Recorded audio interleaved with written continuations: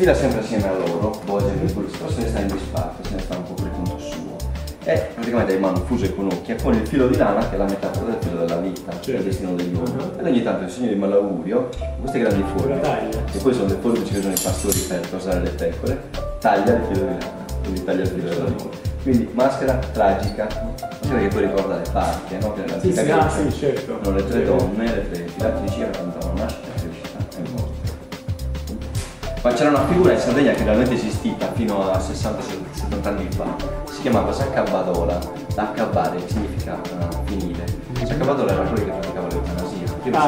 Prima non se ne parlava ma si praticava, no? Logicamente in casi estremi. Ed era una vecchia, di solito era la levatrice, cioè colei che dava la vita era anche l'unica autorizzata a toglierla nei casi estremi. E a Filosa ricordo appunto questa figura.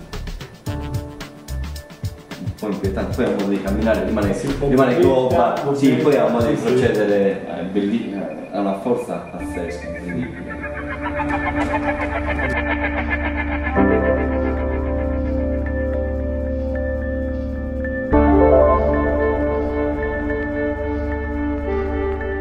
E voi dovete vedere che bello che è quando nevica, perché vedi lo sfondo tutto bianco, spettacolare, bellissimo.